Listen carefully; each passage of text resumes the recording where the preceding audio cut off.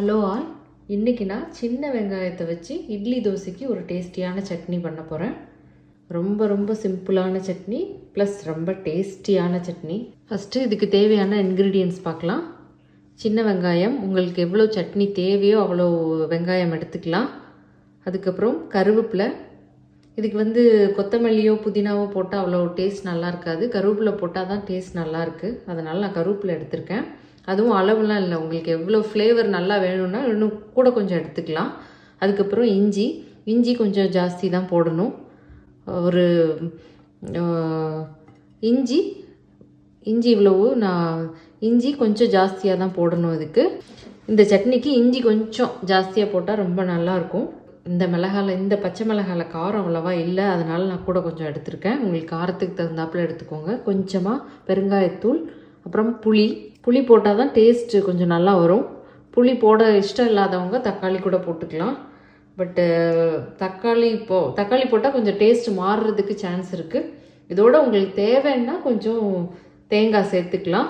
But தேங்காய் சேர்க்காமலே இந்த சட்னி நல்லா தான் இருக்கும். இதை இப்போ எப்படி பண்ணுறதுன்னு பார்க்கலாம். இப்போ கடாய் சூடானதும் அதில் கொஞ்சமாக எண்ணெய் விடுறேன், நல்லெண்ணெய் விடுறேன். அதுக்கப்புறம் அதில் சின்ன வெங்காயம் போடுறேன்.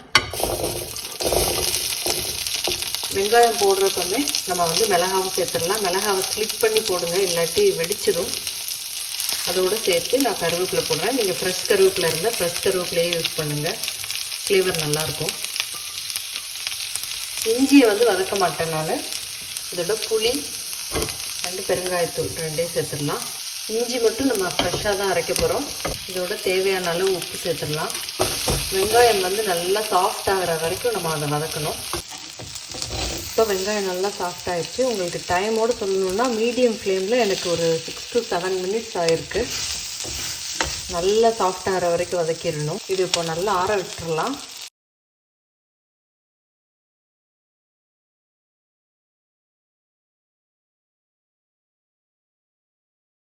இதில் ஏற்கனவே நம்ம உப்பு சேர்த்துட்டோம். இது இஞ்சி மட்டும் ஃப்ரெஷ்ஷாக சேர்த்து நம்ம அரைச்சிக்கணும்.